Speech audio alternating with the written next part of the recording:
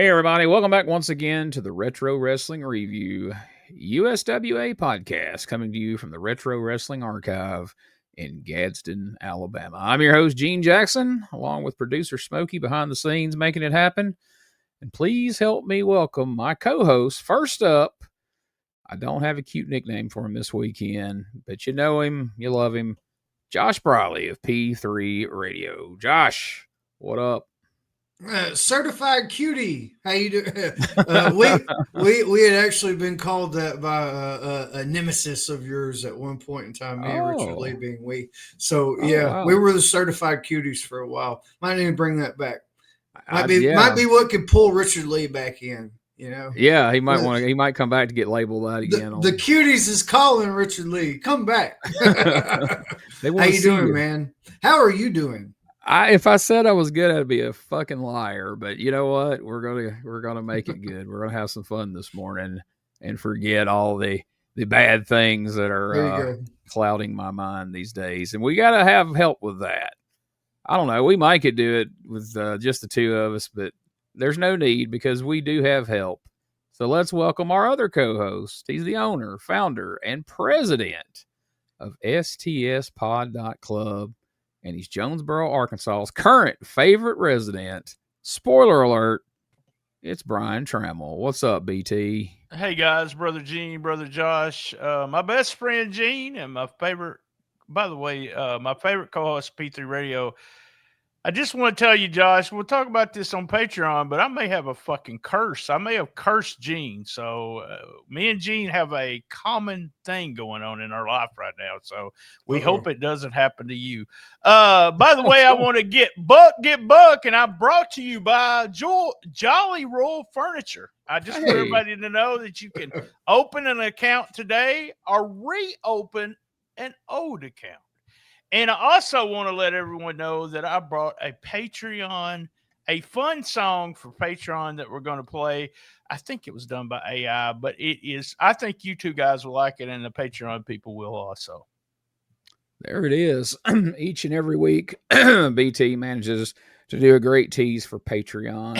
And it's a can't miss. And Hot Mics each week has become a can't miss show. You got to see what kind of weirdness is going to get discussed over on Patreon. So we do appreciate that. But before we get to Patreon, you can't have a post show if you don't have a show. So we're going to hit our review of the April 20th, 1991 episode of USWA Championship Wrestling. And man, they let us know right out of the gate we are going to have a main event. Now, listen to this main event, folks. Of the Texas bunch, it's going to be Dr. Tom Pritchard and Stunning Steve Austin taking on Superstar Bill Dundee and Steve Keirn. BT, I know for sure you got to be excited about the thought of that one. I saw that. I was real fired up about it. I like all four guys a lot, and being a Keirn fan, really turning into a huge Keirn fan in this run. So I can't wait. I was at the point to where, oh, what they're doing what in the main event, and being an expiration at the time, I thought was going to at least get a couple of falls out of it. So, Josh, did you get excited when you heard this match, or did you automatically think, "No, we're not going to we're not going to get an actual match out of this"? With the main events, with the last few weeks, you never know. I had high Right. hopes though, and anything involving Keirn and Dundee, man, they're gonna start whipping some ass and be relentless. So yeah, I liked the outcome. Yeah, at that point, man, if you're sitting in there, if you're one of the job guys sitting in the locker room waiting to hear who you're going to go against, uh, I know a lot of people would be thinking, "Oh, I don't want to be going against Embry because I know I'm going to get pile driven off the second turnbuckle." But I don't know, man. I would be pretty damn nervous, having my fingers crossed until I found out I wasn't wrestling the combination of Bill Dundee and Steve Keirn because, as BT's been pointing out, man, Steve Keirn, he's a tough dude, and he's showing it week in and week out. So they described that as a main event that could fill any arena in America. especially Texas or Memphis. So there you go. Yeah. I was gonna say let's not get Dallas or Memphis. I don't know that Madison Square Garden's getting filled by Yeah. this match in 1991. Anyway, maybe in '96 with Austin would be enough. If you've got Sir William and Skinner against Zip. There you Zip go. and Stone Cold Steve Austin. I think Austin's going to be the anchor in that one. Maybe I'm wrong. But also they told us we'd be seeing the Texas Hangman. We'll see Uncle Danny. El Grande Pistolero will be here. And we're going to see for the first time ever on Memphis television, not one, but two Russian chain matches. Now you hear that and you say, I don't know of any Russians in Memphis. What Russian's going to show up and have a Russian chain match? Well, they're not. I don't know. I thought when like a Koloff wasn't involved, it was just a chain match, but we're still calling it Russian chain match. So chains imported from the Russia, probably. That's all right. The chains Russian, not they the people. are Russian. So that's a good point you make there. I really should have realized that on my own, but man, we're coming in hot. We're going to have Uncle Danny, Nightmare Danny Davis, taking on what has pretty much become his rival as of late in both Memphis and in Dallas, El Grande Pistolero. And just a reminder, if you haven't been watching, that is a masked Gypsy Joe. And if you don't know who Gypsy Joe is, we don't have time for that right now. Go Google it. But he's an interesting cat. Believe me, he's worth the time to look up and learn something. Oh, yeah, very much so. I mean, this was a good little match. It wasn't long, but what did you guys think about it? Uncle Danny, dude, he came in dressed up as hell, right? Got the gold and black combo and took time for the star. It was not a car star, as I like to refer to him. No, I mean, we had the stripes. He had it going on. And it was a wrestling match, and they made it entertaining, and they didn't have to do like too much, but it looked real and it looked like a contest. And the way that it ended, like some people will get pissed off. It was just a simple, 1, 2, 3. It was what was a roll up? A backslide. Yeah. He kicked out of the roll up, faked the snap mirror, got into the backslide, 1, 2, 3, and it was just showing that anything could happen. And it was a great first match, very entertaining. I put just working heat with holds and stuff. I like that backslide. I love the backslide out of nowhere for the win. Kerry Von Erich won the title that way, right? Yeah, absolutely. I remembered that correctly. Texas Stadium, son. Something Dave said after this, which I thought was hilarious, was that they were going to have to get with the Board of Governors to get Danny Davis a title match. The Board of Governors, and all I could think about is the Missouri governor, the Tennessee governor, all sitting in the Congress going, well, should we give Uncle Danny a title shot? I was like, I've never heard it called Board of Governors. So. Well, they take the time to say all that, and then they announce the Monday night card. Right? Yep. They didn't have time to do all that. They got with them quick. They're waiting on standby at all times. The governors are just hanging out. They sent a fax, is what they did. See, I didn't think of state governors. I just thought of that being I don't know. In my mind, when he said that, I pictured like Buddy Wayne and Guy Coffey and all these guys in powdered wigs, making wrestling calls, but well, they call it the championship committee on the current Memphis Wrestling, and I always act like I'm part of the committee, even though no one's ever told me I'm part of it. I'll say, well, I'll get with the other guys and we'll decide what we're going to do. I always put it over, but the championship committee sounds better to me. I don't know why I went to Missouri, Tennessee, and Texas governors, but my poor mind, that's all I could think of. And then for some reason, they all had the wigs on too. Like you got to have the powdered wigs. Excuse me.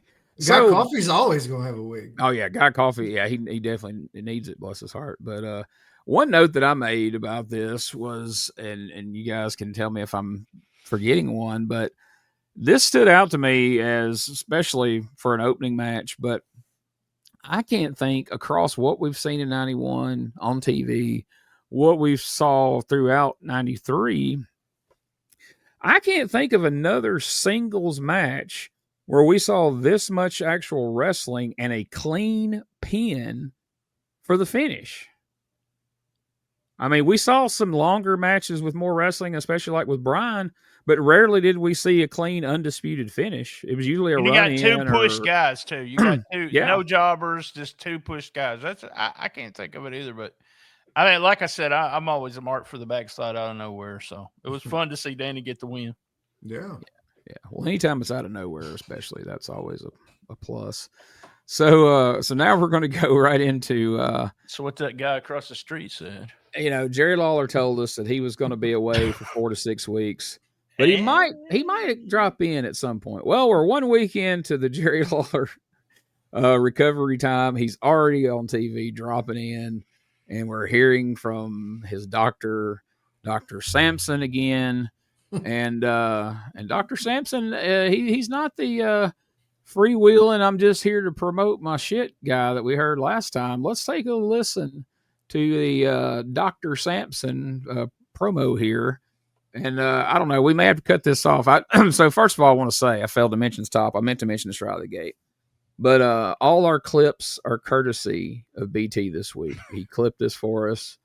And I appreciate that, because if not, there were going to be no clips, because I forgot. I usually clip them. I usually spend either Friday night or Saturday night getting all these clips and everything. Well, I went out of town, and I was about 3/4 of the way to Mississippi when I realized, oh my God, I didn't clip the show, and I'm not going to be in till 3 a.m. Sunday morning.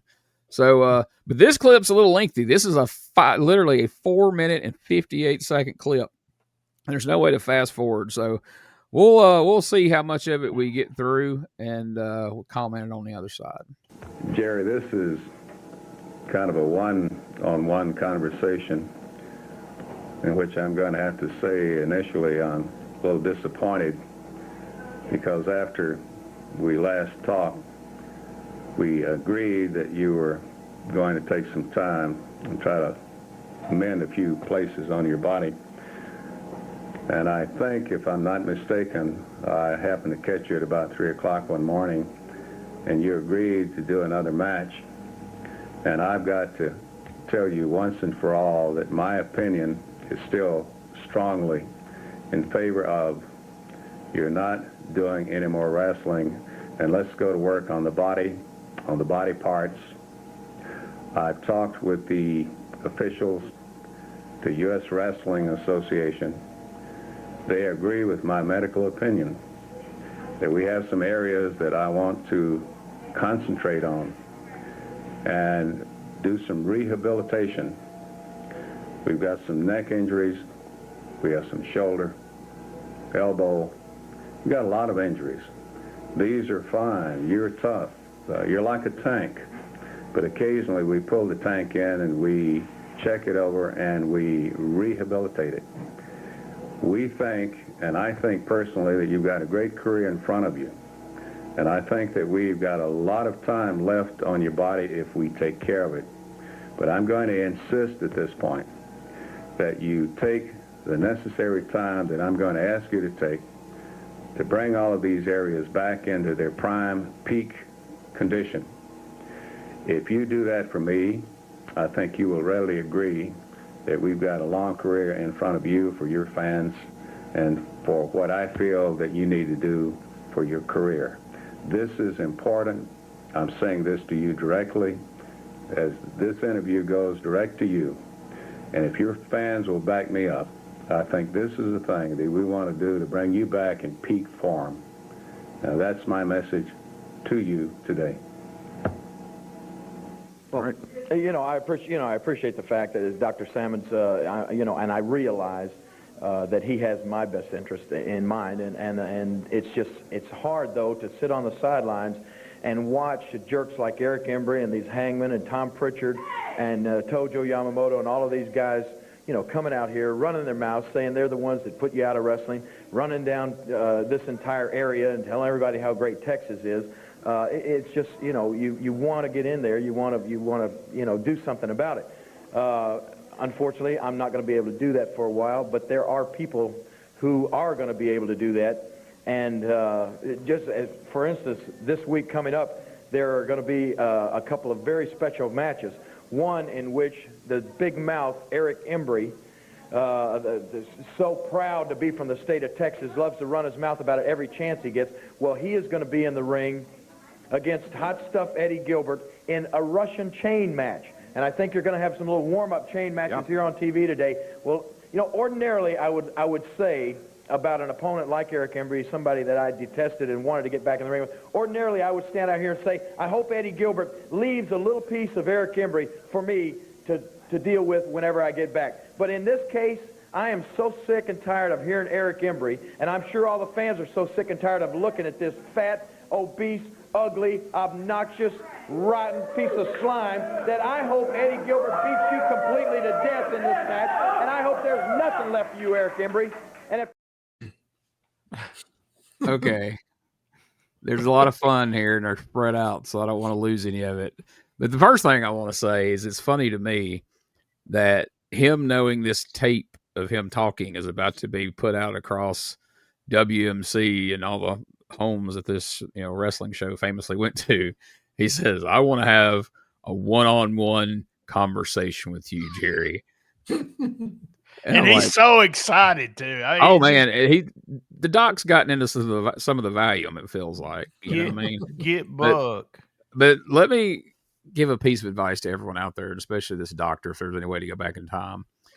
If you're going to be on TV reading off something, have it at eye level where you can look and it looks like you're looking in the camera, because the whole time he's looking up and to the left. I think if you're like a tank. You have to pull the tank in and rehabilitate it. I'm like, that's an odd term for a tank. And I think we can keep you going for a long time if we take care of your body. But at first he starts out scolding him. He's like, I told you to take some time off. And then at 3, did he say at 3 a.m.? At 3 a.m. Oh, I caught you at 3 a.m. He's out drinking. He came home, so. Hey, what the fuck's Jerry Lawler doing? Challenging him to another match. So before we move on to what Lawler says, because I knew I couldn't wait to hear what Josh was going to say, because I could see Josh grinning from ear to ear through most of that doctor's promo. Is that even the right word for that? Yeah, that's what sedated it is. Promo. Soliloquy. What you got on that, Josh? The only thing I can think of is those terrorist videos that we used to see in the early viral stages of the internet, where they had to read where the hostage had to read what it said. I didn't think about it, but I see it now. Yeah. And he was not looking at the camera at all. He was like all looking at shit like whatever's in the office, and clearly Jerry is at the goddamn counter at this fucking establishment, because you can hear the doorbell dinger whenever we heard that so many times. So that's why it's at that angle, because Jerry had the camera sitting on the front desk, and Mr. What is this? Samson?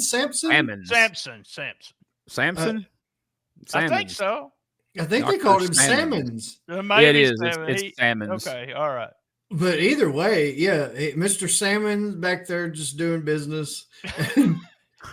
I love that in the he's liquid like, Valium, I believe, as we got a lot of body parts that we want to concentrate on. Yeah.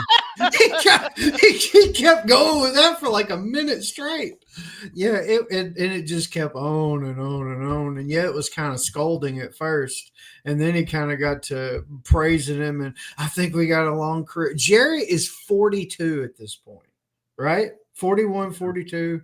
He's emphasizing a long career ahead of you, and if you do what I say and all that. But yeah, it's like he had an AK-47 to his head the whole time. It was great.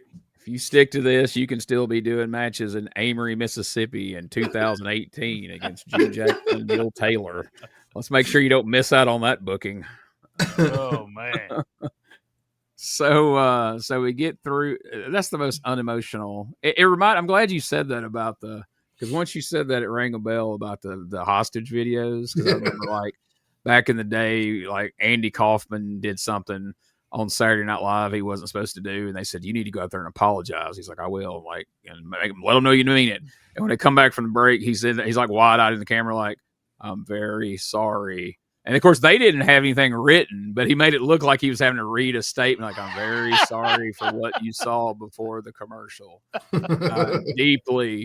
Very deeply apologetic about it. So you can tell it was the most insincere shit in the world. But and so then we get to Lawler, and Lawler talks about how hard it is to sit it out while these Texas jerks are out here doing all this crap to everybody. And now I'm forgetting what line he said that made me laugh so hard. What am I forgetting about towards the end of that clip that we saw?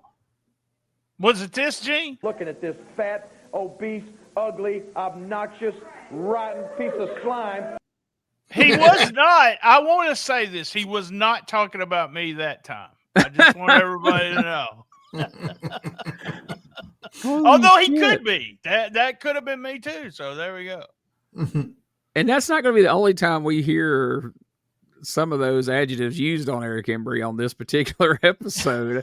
So it makes you wonder, are these guys going rogue, or is that a line that Embry is feeding people? I don't know. You wouldn't think you would tell anybody, hey, why don't you go through and call me obese, ugly, and disgusting? But the next line, that was the one I was trying to come up with. Glad you had that clip. That's tremendous. But the closing shot was, I hope Eddie Gilbert beats you to death in the ring. We had a lot of murder talk on SWA Radio. Yeah, Eric Embry was a big Murder, She Wrote fan. I thought it was a great interview, and the reason I clipped it was that he's putting over Gilbert. Yeah. If you notice what he did there, he talked about any other time he would have said, hey, when I get back, I'm going to. No, he put over Gilbert. I hope when I get back, you're not even around. I hope Gilbert beats your ass. So, Gilbert has turned good for real now. So it's pretty awesome. I like that stuff. Yeah, we talked about last week that, Eddie's promo and the way they, use John Gilliam as part of the angle, his best friend. You see this real emotion and everything. We're trying to move away from he's just a bad guy that's fighting other bad guys to, no, he's the full-blown babyface. And here, this is like Jerry Lawler co-signing that. This is him saying, no, even I believe that Eddie Gilbert is a good guy now. So you guys, if any of you are still holding back, don't worry about it. He's on our side. So that's a great point a great point to make there, BT, is that we are all in on Eddie Gilbert as the babyface. Once once you sell Jerry Lawler, then why would the rest of us doubt him, right? Right. So then we get the lineup for Monday, and as usual, we'll save that till the end. And then we get the Texas Hangmen out here wrestling Chris Frazier and Ben Jordan. Poor Ben Jordan getting straddled with Chris Frazier as a tag team partner. And, of course, the Hangmen are now managed by JC Ice Baby. What an odd combination, JC Ice and the Texas Hangman. Yeah, but he came with the mask, too. He wore the mask. Jamie Dundee was a Texas Hangman the entire time. He went and cut a promo in the mask. Well, I mean, it was during the match, but still, he got a couple shots. But, yeah, they're trying to keep him relevant, I think.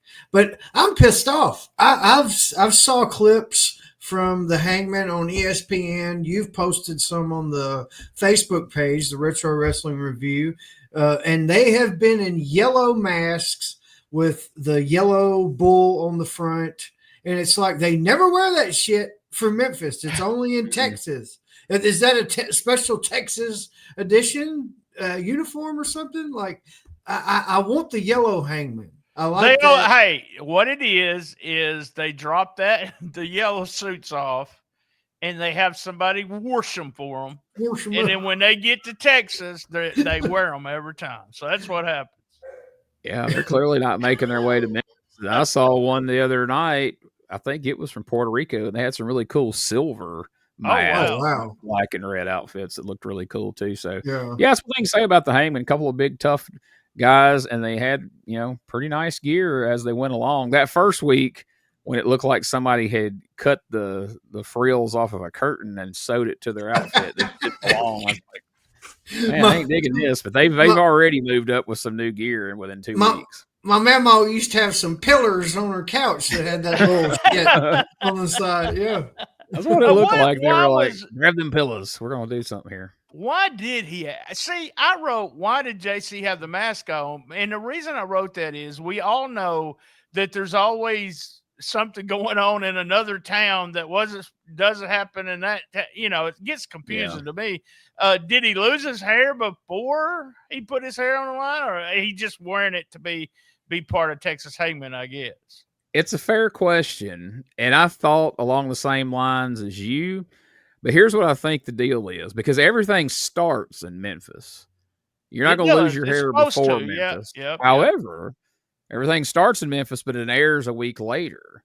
So I think he had the mask on because at the point this airs, he's possibly not going to have hair, and you won't see that from the mask, or I don't know. But he can't have lost it here because they wouldn't have cut it in any of the other towns before Memphis. I guess he's just showing his solidarity with the Hangman. I guess I thought it was strange, yeah. And Jamie's still a kid here, so maybe wear a mask. It's cool, man. Let me get one of them masks. So there's again, it's Jamie Dundee. You don't know who knows what the hell. Why am I trying to think logic here? Yeah. Exactly. You can't go applying logic to Jamie Dundee. He won't have it. So before we go to our back-to-back Russian chain matches here in the studio on television, let's see what happened last week that led to us having a chain match between Hot Stuff Eddie Gilbert and Flamboyant Eric Embry.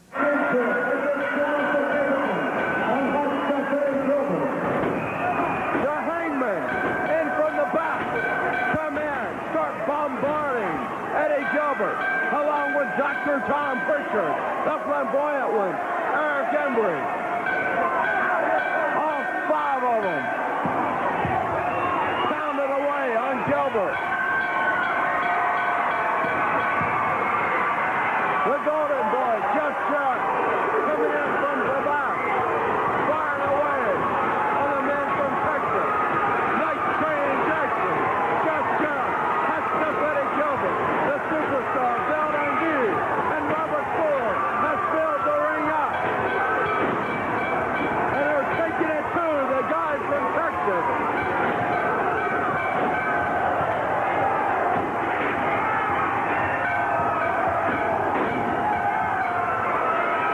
The man from Texas head for cover. Brawling all the way down the aisle there. It's So the clip picks right up with the Texas Hangman in their white masks, since we're talking about the different outfits, coming in and all hell breaks loose. It's fun to me to see Robert Fuller as a babyface, just in an instance like this, just throwing fists, because he, normally as big of a man as he is, he would be cowering in the corner playing the heel, and that's what I'm used to seeing for most of his career. So here, when he's the aggressive babyface, it's just fun to watch. And with a guy his size, it really makes more sense than being the cowardly heel, although his personality lends itself to that, certainly. So I don't know. Did this promo that Embry did, Brian, I can't remember, so I didn't plug it in the notes. Was this promo before the chain match? No, it's right after the chain match. Okay. He does that video promo with Tojo. They do that. Then they go into, then he does a Memphis promo. Okay. I have the Memphis promo, but I just have a picture of the Dallas promo. Okay. Yeah, that's fine.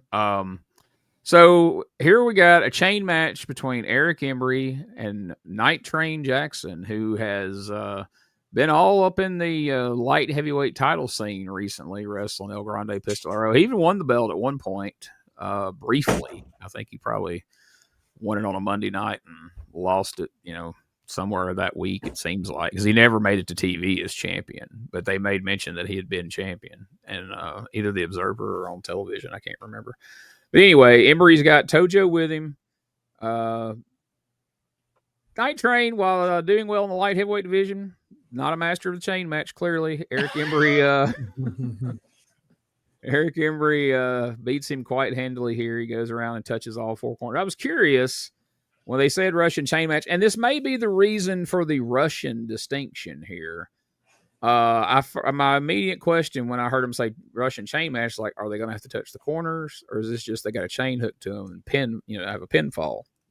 Because I don't know if you guys remember the famous chain match between Lawler and Austin Idol back in the day, where Idol is arguing with the referee, not wanting to put the chain on his wrist, and meanwhile, while Idol's fighting with the referee, Lawler has hooked his end of the chain. He's taken it off his wrist and hooked it to the top rope.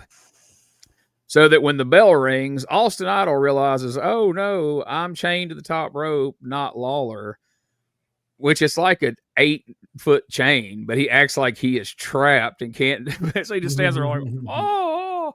Lawler has wrapped a chain around his fist. He immediately knocks out Austin Idol, and they have like a 12-second main event where Lawler wins back the Southern Heavyweight title. But it was a pinfall chain match. So this one, I guess being Russian, that distinguishes you got to pull them around to the corners. So let's hear this promo from the studio about Eric Embry telling about what he's going to do to Eddie Gilbert in this Russian chain match. And he's going to mention Lawler along the way.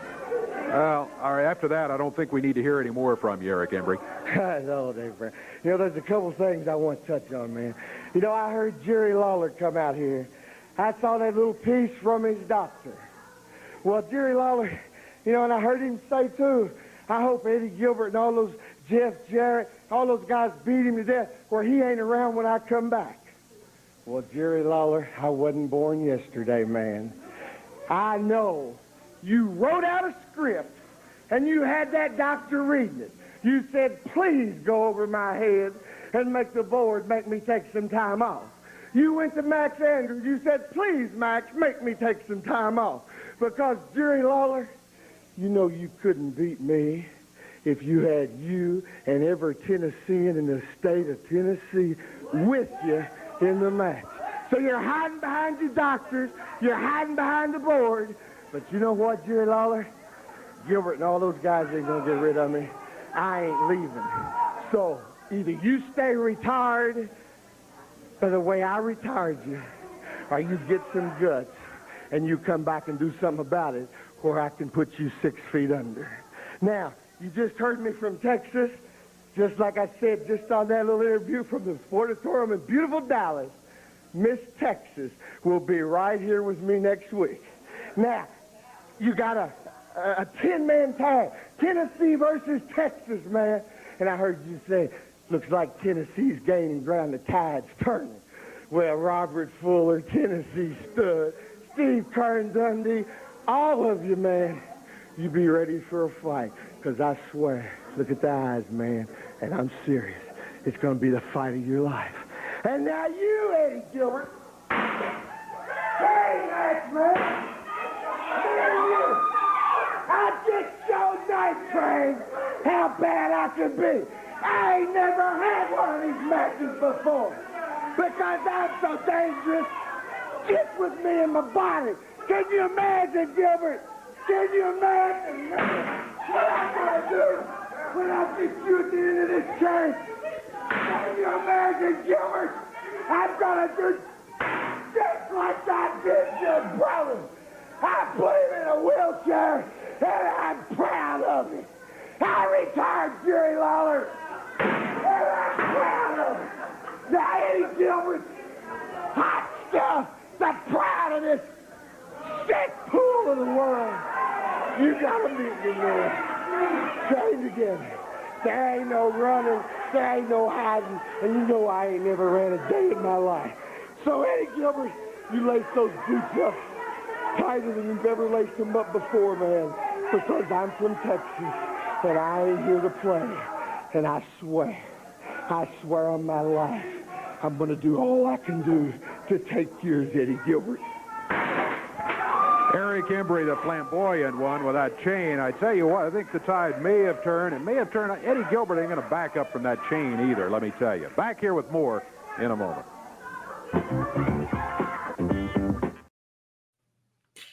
We're not worthy. We're not worthy. Damn, what a promo. What a Hey, promo man. was. That was a hell of a promo, man. Eddie Gilbert, you're in trouble, man. God damn, it was a good promo, but Lord, if he'd quit saying man every fifth word in the first 2 Love minutes. the chain, put you in the grave. He's gonna kill Jerry when Jerry comes back.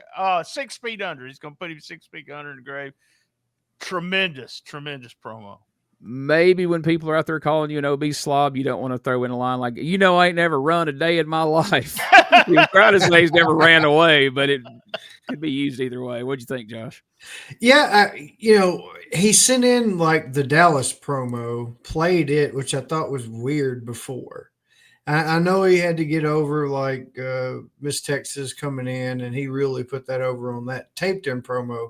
But dude, he looked like he had just recorded that after he had driven all night after wrestling somewhere in Tennessee, and they got there, and he looked fucking jet lagged or something. I know they didn't fly. He tried to make us believe that he flies in, but this promo was like a Memphis promo where he kind of led, and he was kind of like you're talking about, man, and he was calm there at the beginning, man, and he kind of led into the other shit, and then when he started talking about Eddie Gilbert, he fucking snapped, and then he starts beating on the chair with the chain. Like I love that. It's like he's getting slowly worked up, and even when he was talking about he's going to put Lawler 6 feet under, he was half-ass calm.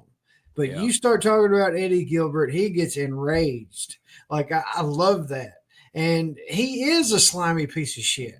Like it comes through on those promos. It's fucking great, man. I loved how if you watch him in the background as Embry's ramping up the promo and he's beating the chair with the chain, he's getting louder. Tojo's grinning from ear to ear like a proud father back there. Yes. That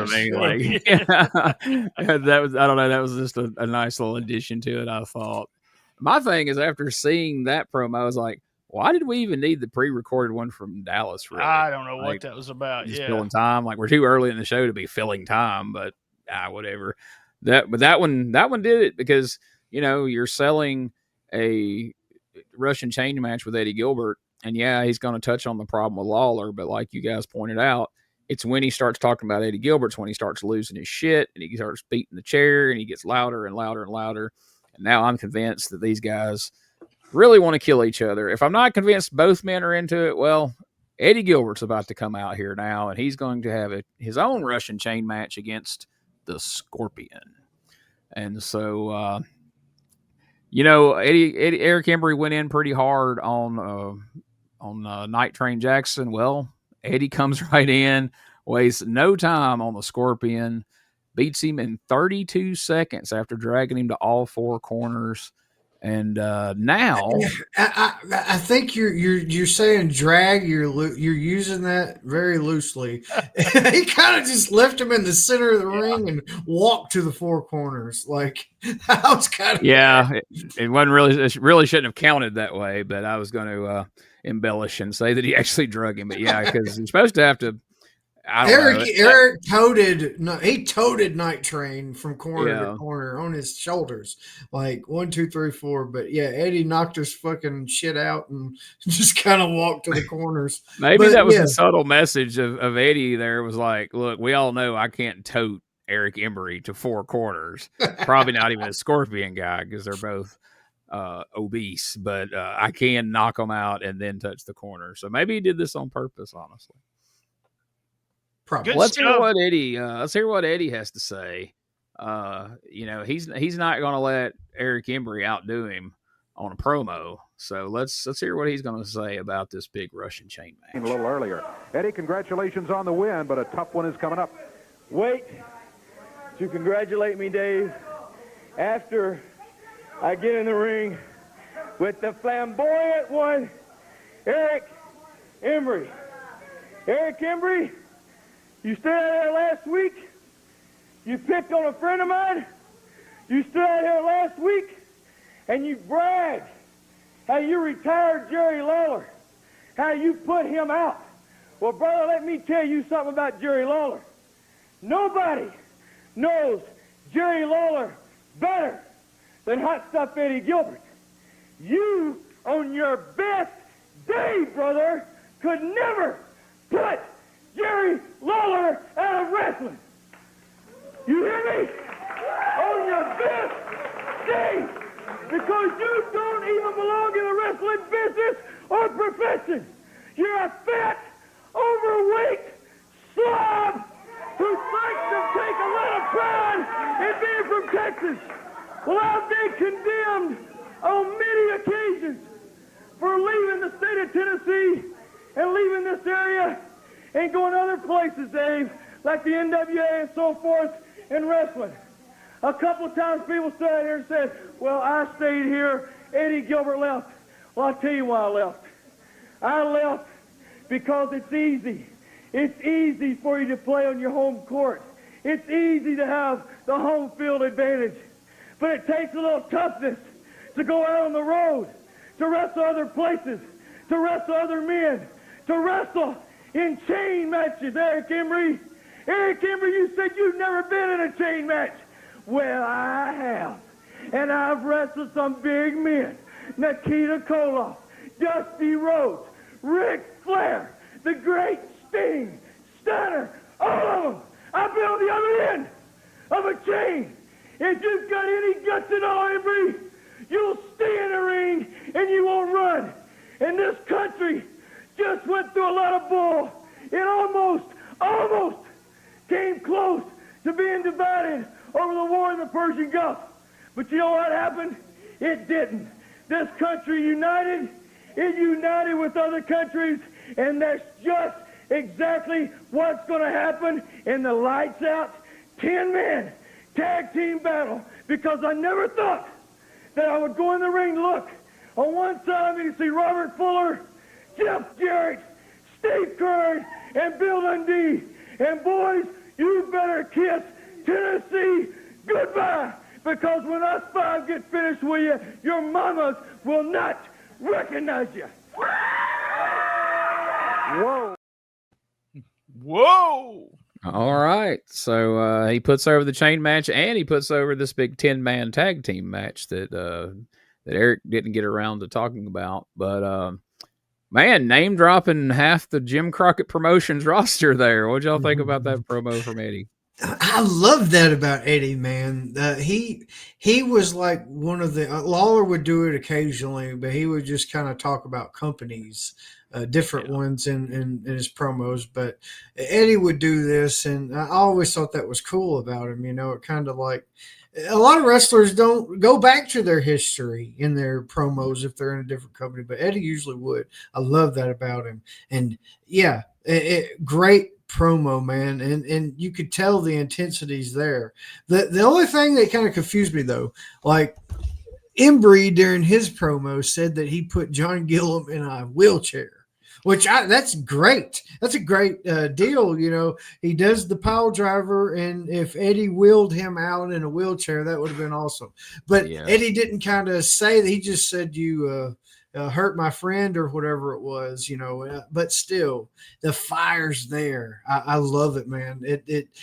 Eddie's level of intensity and Eric Embry being who he is, I am so bought into this, man. And I wanted to make a note as well. Eddie Gilbert was in my favorite outfit that he ever wore this week, the black with the green and the pink flames, man. I love that color combo, dude. Love it.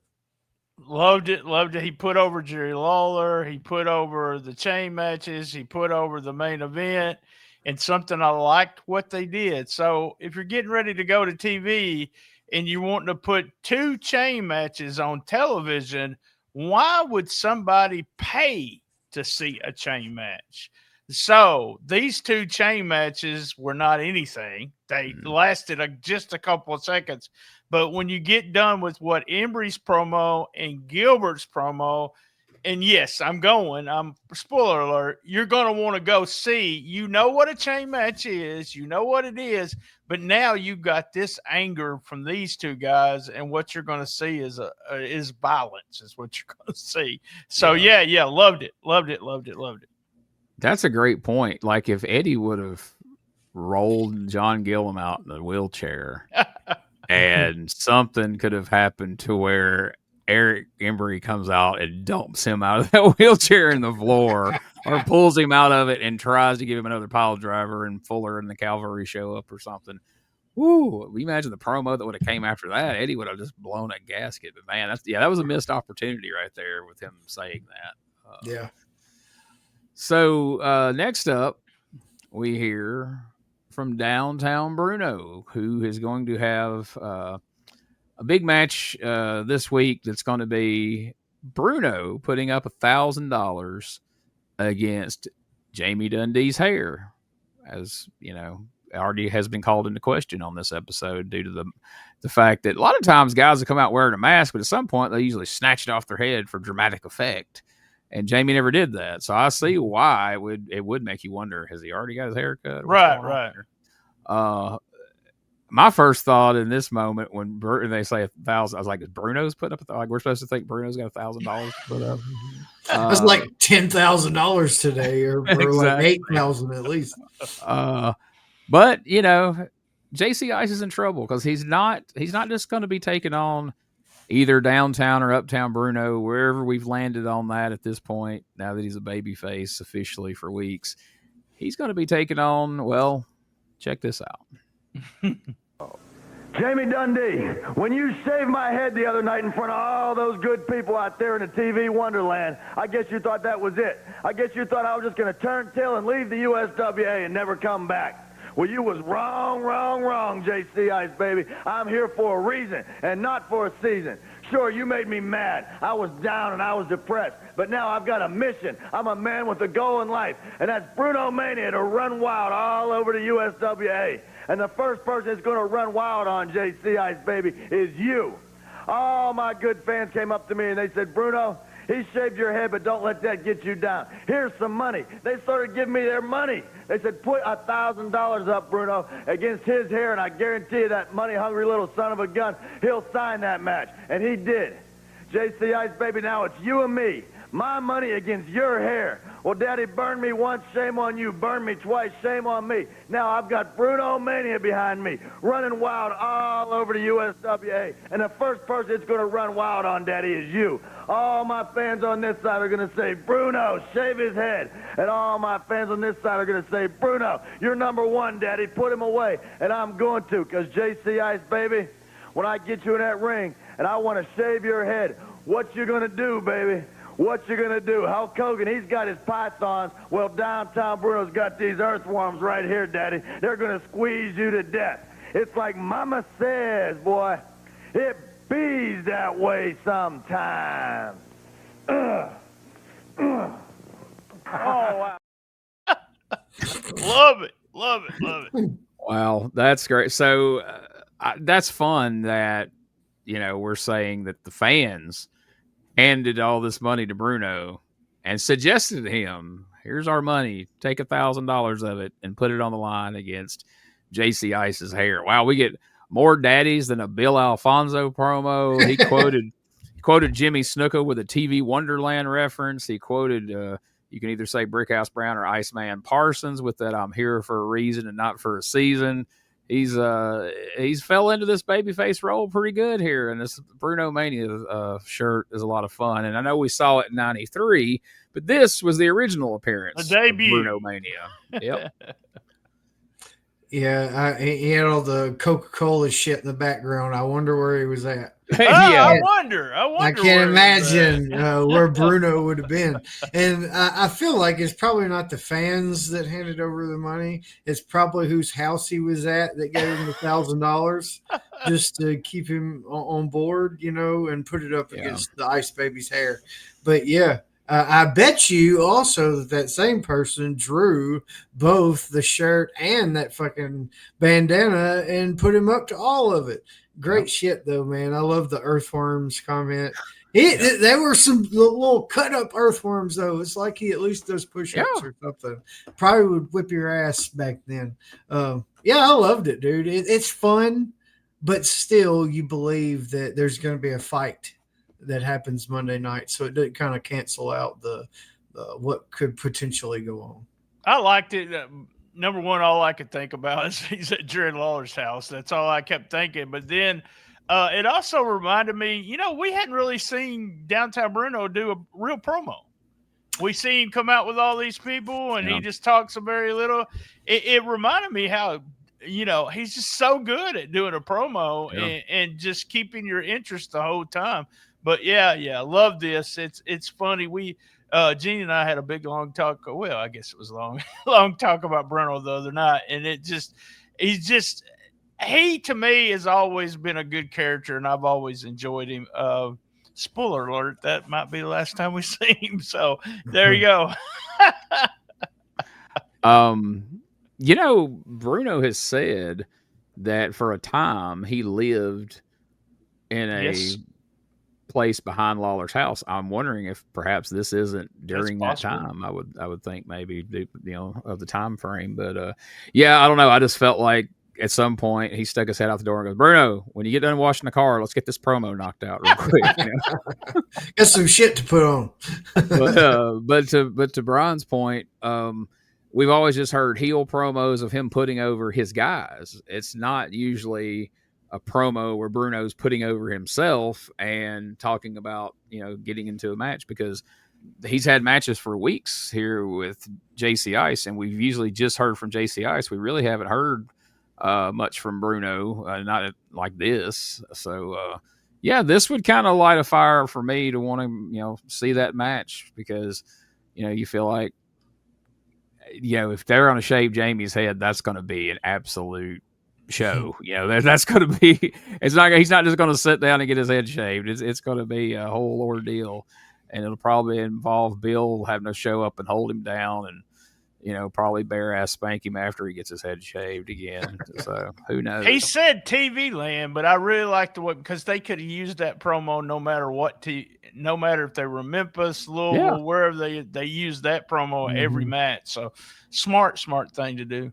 But he's out there in TV Wonderland, and I was like, Jimmy Snuka, hey, all you people out there in TV Wonderland. He said that 1,000 freaking promos. So I'm sure Bruno encountered him when he was in Hawaii at some point. I don't know. But anyway, now we're going to hear, we heard from him on the phone last week, but now Robert Fuller is in the house, standing side by side by Jeff Jarrett. I remember back when this took place, it took me a long time to get used to the sight of Jeff Jarrett and Robert Fuller together. And Fuller's a babyface. And let's take a listen to what the Tennessee Stud and the Not Yet Double J has to say about this upcoming Monday night card. Thanks, Michael. What happened? Thanks, Michael. With me right here, Jeff Jarrett and the Tennessee Stud, Robert Fuller. Well, David, looks like we got those Texas boys on the run. Pritchard, you thought you were real big and bad running your mouth, and I got your Southern Heavyweight title. Now it's mine. And now, I told you I was bringing in a partner that could take care of some business, and Robert, you just did exactly that, huh? Yeah, I did. But, before we get into that, I got a couple of questions I want to ask you, Jeff. I went out on the town after we got done with these boys real good, and as usual, all the girls came up and gathered around me, started asking me all kinds of questions, so I asked a couple myself. I asked them, I said, girls, who do you figure is the best kisser that you ever kissed around this area? What do you think they said, Jeff? They said you are, man, that's for sure. And I went on asking, I said, all right, he's a good kisser. Now, who is the best dancer? Who's got the best steps around here? What do you think they said, Jeff? Oh, I don't know. They said you do, man. And I got one more question for you here. Who's the toughest son of a gun that ever came out of the great state of Tennessee? Me. Confidence. I love it, man. I love it. Confidence. One more for you, Jeff. Who's got the greatest partner anybody could ever have? Well, that's easy to answer, and that's me, too. That's right. Richard? That's right. We're out here laughing and having a good time because we've got confidence. And that's exactly right. We got reason to laugh and have a good time. That's exactly right. It's going to be a Tennessee street fight this week, and that's right down our alley. And this man is no stranger to baseball bats, Coke bottles, because I know for a fact. So you guys get ready. That's right. You can wear anything or carry anything. And, brother, I know one thing. You're going to be in for one heck of a fight. I guarantee you this, Jeff. If there's any bottles sitting around there, they're not going to want to be collecting them for deposits because I got another place for them to go. Louisville Slugger's my business, baby, and I'll put it right up against your head. Eric Embry, I heard you out here shooting off your mouth about how bad you are and how bad your Texas is. All you gonna do, son, is run that big mouth of yours until you wind up with a hole about the size of the Mississippi River stomped in you, and then me and Jeff Jarrett gonna have all night long to walk it dry. You wanna run a big mouth, son? I got a big mouth. I got high-stepping legs. I'm the Tennessee son, and I got all the pride in the world. This is our hometown, and you coming to our grounds, Daddy. Let's see you bring the fight to it. Let's get it, Jeff. Oh, yeah. Man, I remember 91. I had no concept of a babyface Robert Fuller because all I had seen in Continental, was mostly him as a heel. And there was a stretch where him and Jimmy Golden were baby faces, but so was Ron, and Ron did most of the talking, and they didn't say a lot. But he's a convincing babyface, man. From the fun at the beginning of it to the heated finale there. I never would have guessed at the time. I figured, man, this is going to be a 2 or 3 week run. Robert's probably going to turn and join the Texas guys. But, not to step on BT's toes, but man, this is the beginning of a tag team that has about nearly a almost 2-year run and have some great feuds, great matches. And I don't know. I really like babyface Robert Fuller. What do you guys think about this? Oh, I loved it, man. But it was a little weird at first, I loved, who do you think the best kisser? Who do you think I thought they were going to kiss there for a minute. The best dancer. Who do you think the girl said the best dancer? And Jeff's like, who? I love that. And by the way, I want to add too, Jeff actually wore a good suit out there this week. Yeah. It didn't look like he wore a Steve Harvey suit or whatever it was. They had like a gold baggy suit, like he had literally shopped at a Steve Harvey yard sale or something. But this one was a good suit. But yeah, and a guy like Robert had fun at first, which was a little weird. But I think he was doing that to kind of break the ice with the audience. He was trying to show that he could be silly and have fun and not just want to be a dastardly evil son of a bitch like he had been for the past forever in this area and other areas. Like you, man, it's hard to trust him. But I think that was his way of trying to instill a little bit of, it's okay, I'm not all that way or whatever. But, man, he turned it up at the end on Eric Embry. It's like, he understands the seriousness of the situation.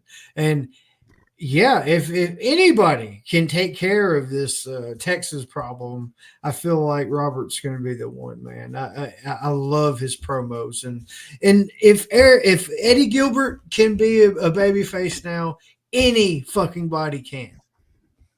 That's true. I love the promo. Robert's such a big guy too. He's standing there. He makes everybody look small. And then what did he say? He was high stepping. I was cracking up because he's got those big long legs. And he was saying all the women came up to him, and all I could think of was, yeah, they sure did. Is it true? Is it true? Is it true? Why they call you? And I see it. Stud. But yeah, I thought that was a little odd at first, but I think he's trying to babyface it up, like Josh said. I loved it. I mean, like you said, in the future we see Fuller and Jarrett for a long time after this, so it's a good deal.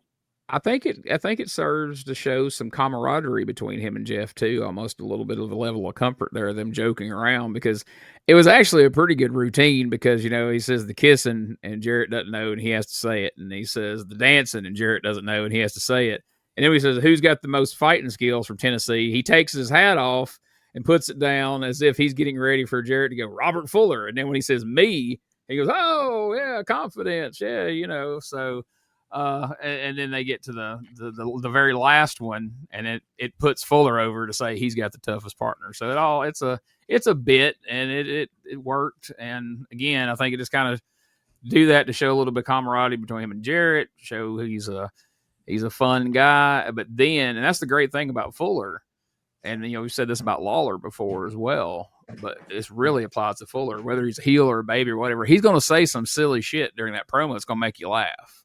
Whether if you want to see him die, you're going to laugh at some of that. But by the end of it, he's going to bring it around and put the heat on the situation and be serious. And now you want to go see either him kick some ass in this instance, or you want to see him get his ass kicked in other instances. So we will keep an eye out on the card here in a little bit and find out exactly who he and Jeff will be facing. I think you all have a pretty good idea if you're following along with us.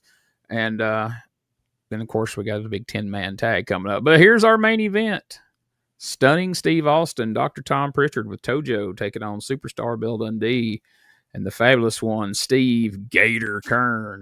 And what'd you guys think of the match? We talked about at the beginning the promise that it felt that it held. What did you think about what we got? I did enjoy it, and I liked that there was an actual, if I'm remembering correctly, there was a finish in the first fall. Yes. Right. And then they started the match, and then holy shit, they had one of the wildest brawls in terms of how many people were out there, but it's everybody that's plugged into the main event from Monday night. So it makes sense to get them all out there at one time and get them engaged. And they were engaged in like one-on-one combat, not like this big clustered, I hate those where they're all in the ring. You can't see shit. They were spread out all over the studio. They were tearing shit up. They had the desk flipped over. They had using Steve Keirn looked like he had a fucking harpoon or some shit at one point, and he was beating the shit out of Eric Embry. I'm talking about laying it in. And when they did that, that is relaying the severity of the situation. It feels like a really, really heated thing. And I loved it, man. I like the chaotic type of send-off, if you will, with Memphis. And it made sense, like I said. I like the match. It's one of those matches where you could give to some of the young guys and show them some of the comedy. I guess it's comedy where, they hit each other on mistake and all that. I love that kind of stuff. And it does not exist in professional wrestling now at all. It was big in Memphis. And then especially if you went to a spot show, you saw it a lot. But guys don't do stuff like that anymore. Before that, we had Keirn, the interview before they did the match. And also, I thought Keirn was good in putting over the fact that, and they all try to do this, but that all the people that's on his side has not always been people that he's used to seeing, and that he's beat them all up and stuff like that. I just love the idea. Even with Keirn being a huge babyface, you look at it and go, what is he trying to say? Is he fixing to whip somebody's ass? And I love that Keirn, I didn't clip this, but I love that Keirn always wants to remind us he really don't like being in Memphis. So he would rather be in Florida. I usually come here to get rid of a suntan. Like, he always shits on Tennessee and reminds you he's from Florida. Every time. And Dr. Tom, man, Dr. Tom might have had the best tan I've seen so far in 1991. I wasn't sure that was him there for a minute. He almost changed colors for us. So. I think that adds, like Keirn pointing that out, it adds another level of intrigue to this match. You want to go see it. Like, number one, are they going to be able to whip these Texas guys? And number two, are they going to be able to, be a team long enough to get that done? Right. There's a question mark over Eddie's head, over Fuller's head at this point. He hasn't completely earned our trust. Keirn's just flat out telling you, I'm liable to whoop any of these guys. So that's fun, I've already busted their head once. I'll bust their head again. So exactly. I fight Gators. I'll fight any of these guys. And I don't even like Tennessee. Don't get it twisted. Just because I'm here, I'm a Florida guy. I don't know why. But we've got like a 3.5 minute clip of all this, but the show's on pace to be over what we've been doing. We're already actually right where we usually are. We haven't went over the card yet, so we're not going to take a look at that, folks. If you want to see that whole match, and it's this show, I think this whole show honestly is worth your while to check out. Go over to Retro Wrestling Archive and look up the show based on the date there. So right now, let's take our podcast commercial break, and then we'll come back and we'll take a look at the Monday night card when we return.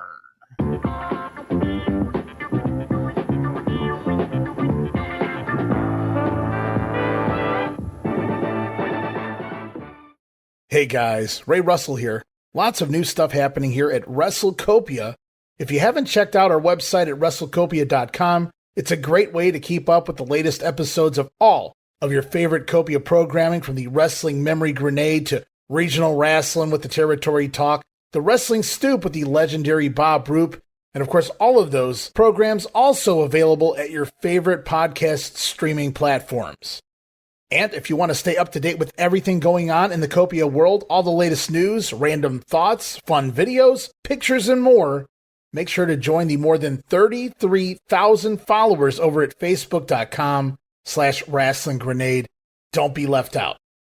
And last but definitely not least, it's what keeps the entire machine going. I'm talking about Patreon.com/WrestleCopia. We appreciate your support in helping us pay the bills to keep the WrestleCopia Podcast Network running and enabling us to continue to bring you all the quality programming that we offer. Ladies and gentlemen, welcome to Give Me Back My Pro Wrestling, the podcast that's based on the old school but can still help you find the good stuff from today. Jimmy Street and the Plastic Chic, Jared, are the undisputed tag team champions of the wrestling podcast world. From thought-provoking topics to superstar interviews to action figure expertise, this team does it all. And all they ask is, give me back my pro wrestling!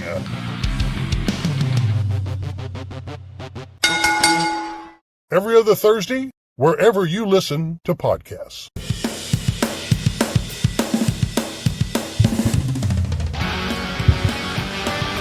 Tired of the same boring wrestling podcast? Need something with attitude, chaos, and maybe just a little cussing? That's STSPod.Club, and we got it all covered. We've got wrestling weirdness with WTF News Desk, 5-minute time limit, and the Southern Fried Brain of me, BT, during the whole ship. We also have rolling into Memphis every week about the current Memphis wrestling. Interviews, hot takes, and wrestling outrageousness so wild it might get you banned in 12 states.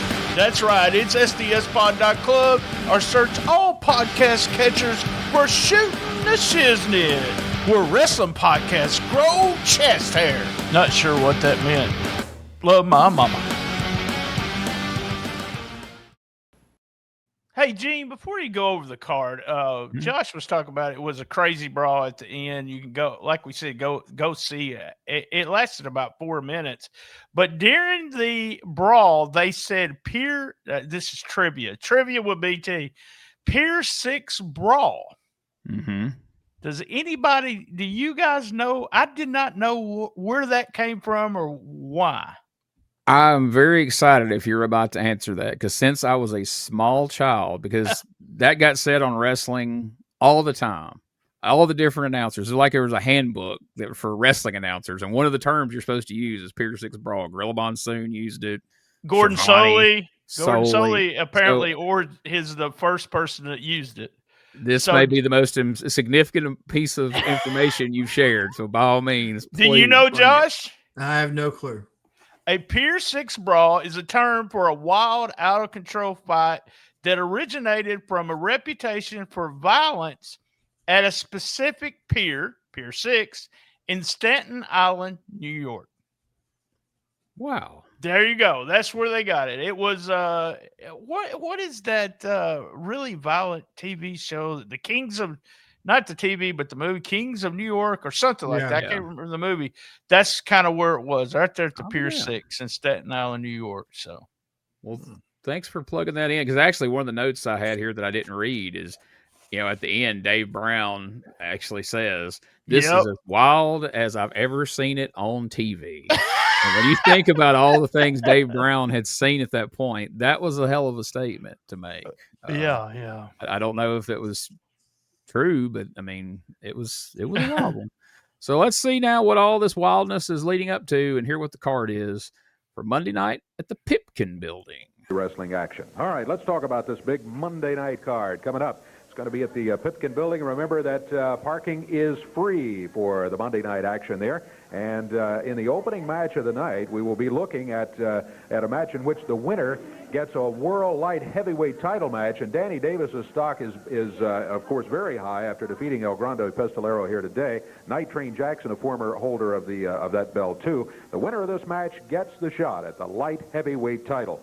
Following that, the World Light Heavyweight title will be on the line as new kid Brian will be going against El Grande Pistolero. So the belt may or may not be in the hands of Pistolero whenever either Night Train Jackson or Danny Davis get to the match. New kid Brian gets his chance at the title on Monday night. Special challenge match coming up after that. $1,000 against the Hair. That's right.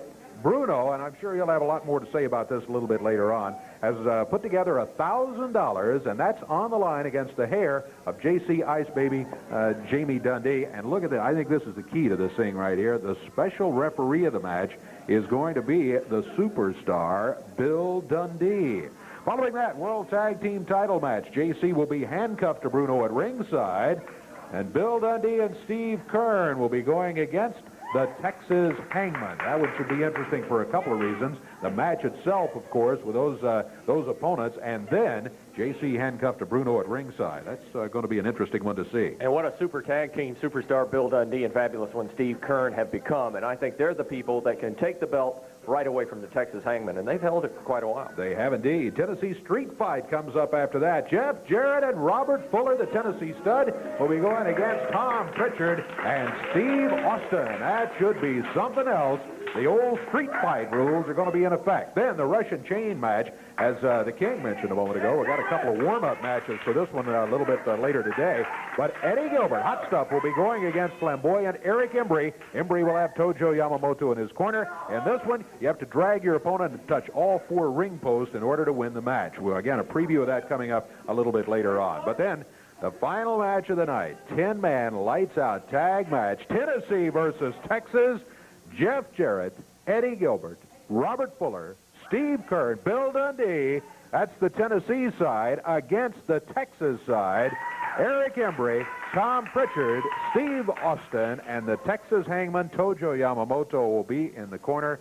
What a night. And what a night. It's Texas versus Tennessee. It's at the Fairgrounds, Pipkin Building. Free parking, and starts at 7:30. That look on his face, like, I'm not on the show again. That reminds me, though, that cut neck. Remember me, you, and Richard Lee were trying to figure out what is the deal with Lawler? Why is he cutting the neck out of every shirt he owns? That's his thing. That look on his face there. It's the neck problem. It is doctor documented now. Oh, he has a stiff neck. I forgot added about pressure from the collar. That's a good call there. So, there's been a lot of cards that we've said we're going to go see, and there's usually 2 matches on most of them, 2, maybe 3 that I want to see, but I'm actually pretty psyched about multiple matches on this card, which we'll talk about when we get to it. But first, we've got to talk about this. What was your least favorite part of today's show? Mine, once again, it was a great show. Like you said, Gene, anybody listening, it's worth your time to go watch the entire thing. It's awesome. And, small thing, but I felt like the ransom video or the hostage video from the doctor, it was a little bit elongated, kind of like what they say about Robert Fuller, where it just a little bit too long for what it was worth, and it kept kind of droning on and on and on and on. But for what it was worth, it was really, really funny. Yeah, yeah, which wasn't the desired effect, but yeah, I got to put it that too. That's just one of those things where why.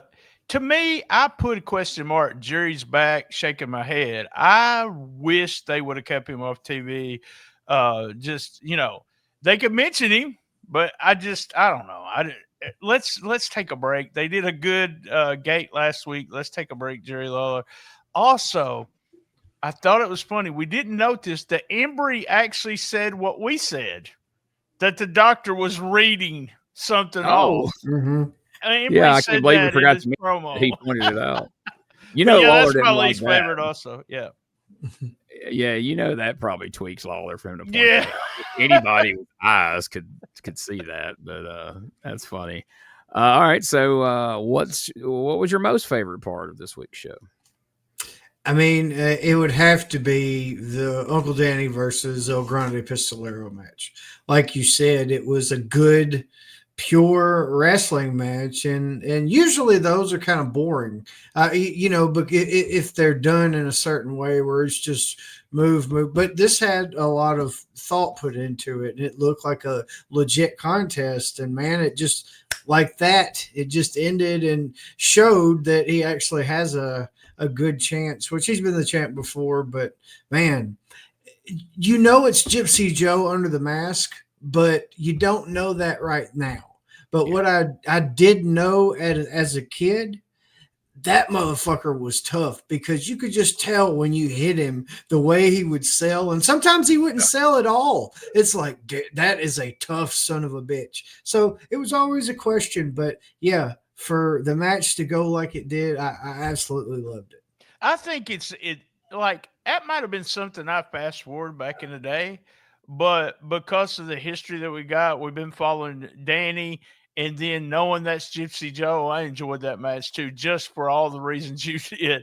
My favorite thing was the Embry promo. I thought it was just with the chain, the whole nine, saying he was going to kill Jerry Lawler if he came back, and I don't know, man. I just want to I want to go back and start reading when people started shitting on Embry as a booker, but man, this shit is so good, y'all. Embry is such a good heel, chicken shit heel that you want to, and not I say chicken shit, but he also backs up a lot that he says lots of blood, kind of maybe is overdoing that, but God, his promos are so good. Just good stuff. And like Gene said, just that little touch of Tojo over there smiling too.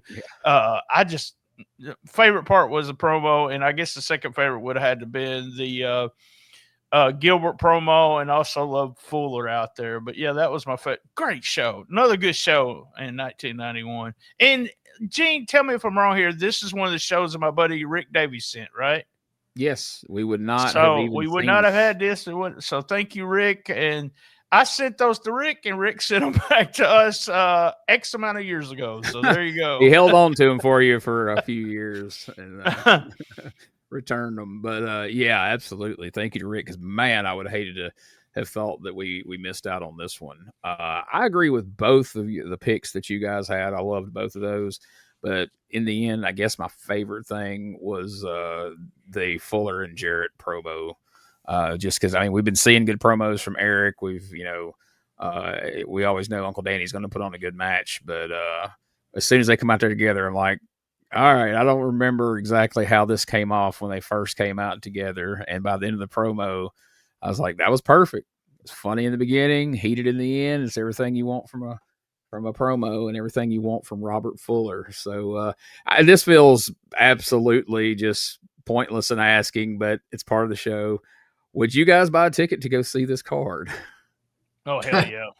Yeah, I'm there. Yeah. There, like you said, Gene, if you look at the beginning of this year and you look at a Monday night card, there were throwaway matches. It would be like just a random guy versus a semi-star or a star that's on a lower level match or whatever at the beginning just because he doesn't have anything to do that week. But every single match this card I'm invested in. I'm there. Yeah, I'm there too. I'm really enjoying what's going on with the Embry and the Texas versus Tennessee feud. I was down there last week. I want to go back. So yeah, good stuff. And with the one clip that we did see, still I keep putting this over, but the buzz of that building is just crazy. I would have back in the day, if I would have sat and listened to the buzz of that building, I'd had to go. I'd had to go to the Pipkins building. So there you go.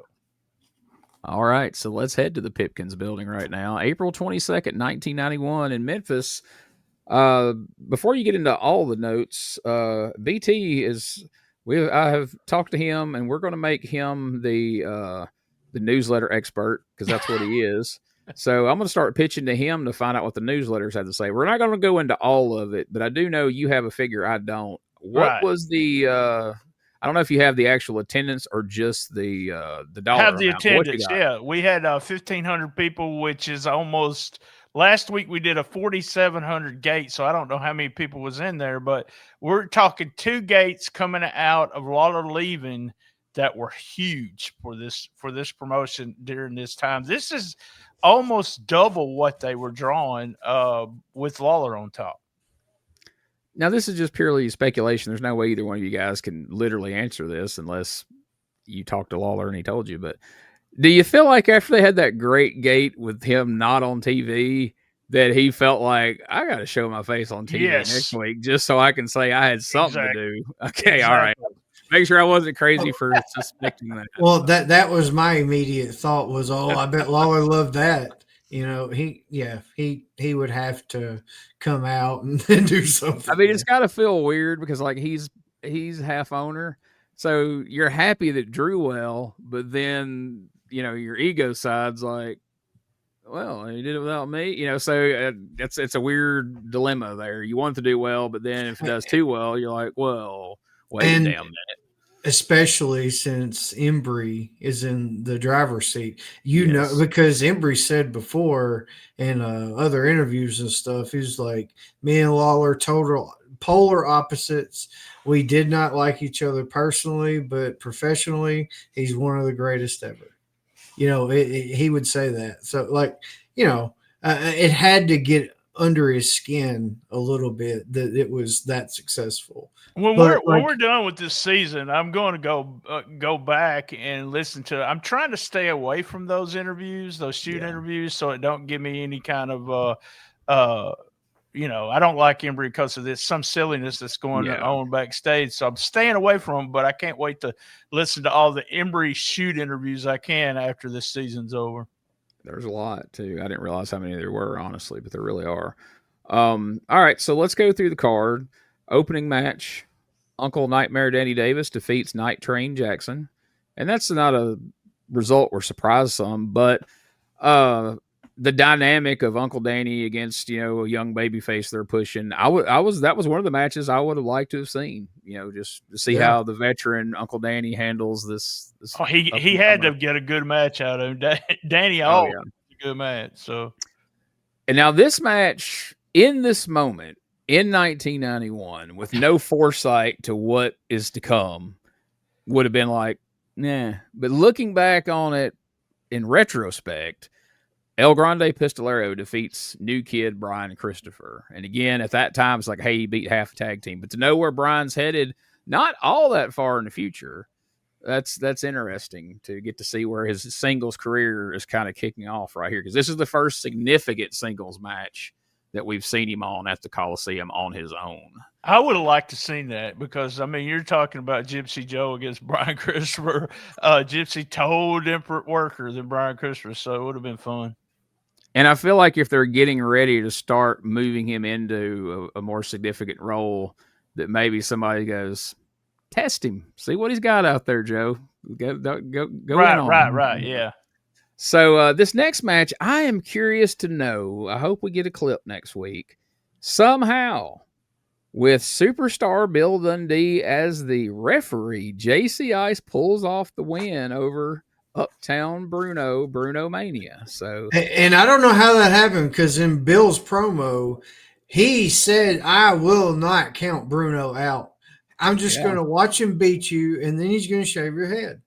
I got a little bit of details on the finish. Oh, please. Go ahead and drop those right now. Dundee is a ref. When one of the hangmen distracted Dundee and the other hangman interfered, So after he interfered, when Dundee turned back around, they had Ice Baby had Bruno pinned, and Dundee had to slap 1, 2, 3. Okay. I mean, if your guy's down, if you're any kind of referee, if they're flat, I mean, you got to count, right? You're not doing your job. Right. So, now, fortunately, Dundee gets an immediate chance of revenge because the next tag team match is Superstar Bill Dundee and Steve Gator Keirn went to a no contest with Texas Hangman. So he didn't get revenge by winning, but at least he got to go in there and beat their ass a little bit. And Steve Keirn laid some in for him as well. So those Hangmen, they might not have lost the match, but I'm sure they paid for at least part of their interference in Downtown Bruno's match there. And then in the next match, Jeff Jarrett and Robert Fuller defeated Stunning Steve Austin and Dr. Tom Pritchard. And that's a match I definitely wanted to see if I'm there. Followed up by the Russian chain match. Eric Embry defeats Hot Stuff Eddie Gilbert in the Russian chain match. Do you have any info on how that played out? I do, because the main event is affected by this. If you'll notice with the result of the main event, Embry beat Gilbert in the chain match when Embry blew Kabuki Mist into Gilbert's eyes. And then we went into the main event after that. You want me to go ahead and give you that? Yeah, go ahead. And went into the main event after that with Fuller, Keirn, and Jarrett Dundee. That's 4 people, not 5. So Gilbert wasn't able to work. So Embry stepped out, and it was Austin and Pritchard against Hangman. It was considered a no contest. Okay. Yeah. See, it's one a of them wonder. worked the main event. So it's a wonder Lawler didn't just happen to be there at ringside watching and step in as the replacement. Then they would have had to have won. Good God. Yeah. So okay, that's going to be a heated episode for us to watch next week as Eric Embry blinds Eddie Gilbert with Kabuki Mist. Yeah. I do have some other notes, too, I wanted to. Yes, please hit us with the next night, they went to Louisville, like they always do on Tuesday night. But here's some. Now, remember, this would be the results from not this Monday night, but the Monday night before. It's kind of this. So Louisville saw Davis beat Gypsy Joe for the title. I don't know. It's weird. So he beat Ice Baby beat Night Train. Dundee and Keirn beat the Hangman in a non-title match. Jarrett and Fuller beat Pritchard and Austin, and they did the same finish with Eddie Gilbert against Embry in a double DQ. Noted also an observer, spoiler alert, Austin is leaving very soon to go to WCW, and several other guys were, he says fired, but I'm just saying let go. Can we guess who one of them was? Bruno? Bruno's gone. Jackson's gone. And guess who went back home to Florida? See you later. Surprise. Steve Keirn went back to Florida, so he will be gone too. So there you go. Them Gators aren't going to catch themselves, by God. And we'll see something happen on this upcoming show. I'm not going to spoil that will send him home. But, yeah, he's done for the run, so. And, when I was looking through other results last week, pulling the Monday night card, even after Lawler stopped wrestling in Memphis to sell his injury, he actually had a couple of matches out in Dallas with Eric Embry. Friday night he was in Dallas, and he ends up winning something. Does he win a Texas title in Dallas or something? It's just, it gets so these titles confusing. Get convoluted as hell. Yes, very You got much title changes happening in Dallas. You got them happening in Memphis. Then you got them happening on the other towns the following week. And they've won them here, but they've lost them over here. But then they have to carry the belt on TV there because they haven't lost it here. But they did. God, they needed somebody whose entire job was to just keep up with who was supposed to be champion where. I didn't have the results from the other shows, but I'm going to tell you what they would do. Like Louisville would have a title.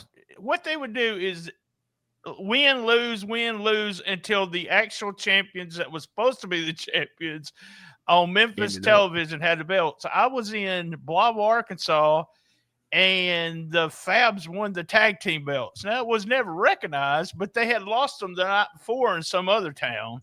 But then they won them back so that they had the belts as they walked out on TV. It was against the interns. It was back when they were feuding against them. Just weird stuff, and it's just so it's hard to keep up with, especially since we got the Texas too. Now it was hard enough to. That's keep what's up really with. throwing a wrinkle in it is these Dallas results. Yeah.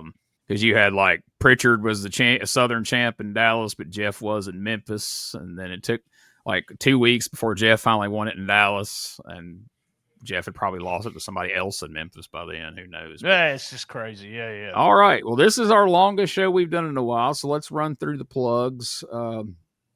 First up, STSPod.Club.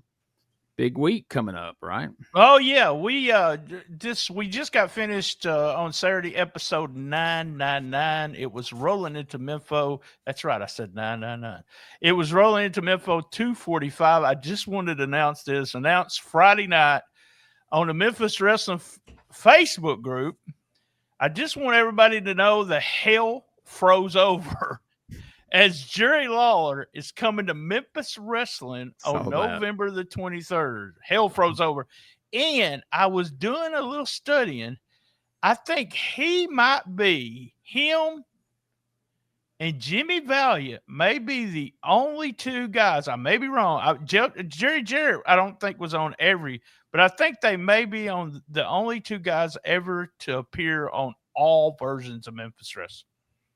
Yeah, every incarnation. That sounds right. Dave Brown's been there. Jerry Jarrett's been there, but I don't think there was times when they weren't on Memphis Wrestling. So we did. Was it really that good this past week? Can you smell what the Rock is singing? It was a fun show. We also had a bunch of Patreon stuff we put up, either on Gene's or mine. But this week is a big week. I'm fired up about it. It's one of the silliest ideas I ever had. It's 1,000 animals versus 4 wrestlers. It's the 1,000th episode of STSPod.Club. And then that's on Tuesday night. You can join us. You can be part of it. I'm giving away a prize. It starts at 7:05 on the main feed. On Facebook or YouTube, and Gene and I will be sitting down to do WTF News Desk on Thursday. That's right. Hey, can you tease? I got a chance. I'm not sure when it's dropping, and it may be a long while. Is it on the Patreon? You got on your Patreon? It is on Patreon. I got a chance to listen to it driving to Mississippi this weekend. It's a hell of an interview. Tell everybody who you talk. I sat down with Bill Rush. I told on the show a couple weeks back that I think I remembered correctly about being on shows with Bill. Bill thinks we've been backstage. And man, it was one of those interviews where when I started shooting the Shizdit, I always pictured it as me talking to someone I don't know, or somebody I kind of know, or somebody I don't know, but as a conversation, just two guys sitting around talking, and it came off that way. Bill was very open with everything. And after we do the interview and release it on the main feed, there's a couple of facts he told me that I'm going to add, but the Patreon version, Gene, tell them. Yeah. The Patreon version is what you want to listen to because there is some fun stuff at the end. Some fun stuff. BT makes the statement at the beginning, we're on Patreon now. We can say anything, things that we wouldn't say on the main feed. And Bill Rush let his hair down. He took that to heart, and he said some things he wouldn't have said on the main feed. It is fun. But like Brian said, that was a fun conversation, and Bill was forthcoming. He didn't hold back on anything, and he had his memory was very good on a lot of that stuff. And he told all about Brian showed him the pile driver, and he talked all about the lead up to that happening, the aftermath, and how it all really was. So definitely check out that interview. It was a really good. There's a story about that pile driver that he told me on the phone that I didn't get out of him during the interview. So after we aired on the main feed, we'll talk about it here and maybe even show the clip of it because it was a big deal to us that pile driver was. Let me go over P3 Radio real quick. I do, but can I say one thing before you get going? Yes. This week's P3 Radio I listened to coming home last night from EPW. And just to know, their seemingly month-long topic, October 31st, marked the end of the weekly docking conversation. Make sure you check that out because I don't know what they're moving on to for November, but October's docking convos seemingly are going to wrap it up. BT. Take And that's the heavy metal band, Docking. That's what they've been talking about. I gave it 4 out of 5 hoots. Fun show with P3 Radio. They're the podcast that always. You want me to read what I'm going to do like the doctor did. They are, the podcast always talks about videos but never gives you links or descriptions in the notes. It was episode 430, Halloweeny episode. They usually record it in the darkness, but they had light for this one. Part 3 of Docking, and they mentioned some guy in Arkansas. I really think Richard believes if he says my name 3 times, I'll show up like Candyman. But let me just say something to P3 to Richard. I've listened to every fucking episode. Say my name, guys. Daylight savings time talk, which I fucked up this morning. Balls out in the sun will help you with your testosterone.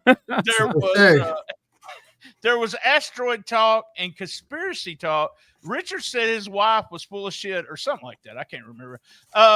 Josh sent the Ultimate Warrior to the moon.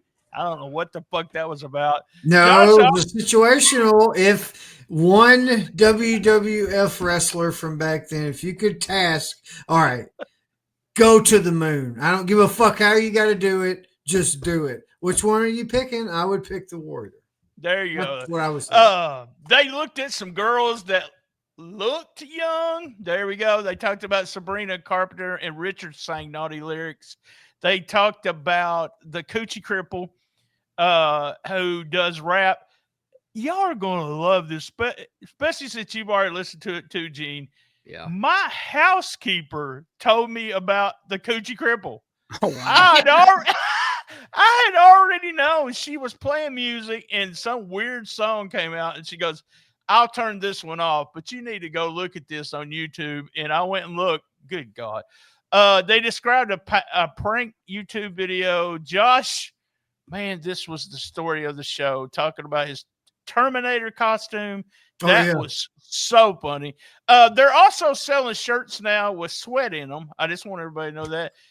Richard argues about Robert Englund being dead. He did not want to accept that. He was like, well, I thought he was. And he even saw on fucking Google that he was still, are you sure? Are you sure? This is right. I don't know if this is right. In my brain, he's dead. He never believes anything you say, Josh. We did. Let us work on that voice, and maybe you can call Robert Englund next week and prove it to him. That would be hilarious. Yeah, lizards will bite your dick off. I just want everybody to know that. And Richard's uncle was molested by his childhood dog, Bandit.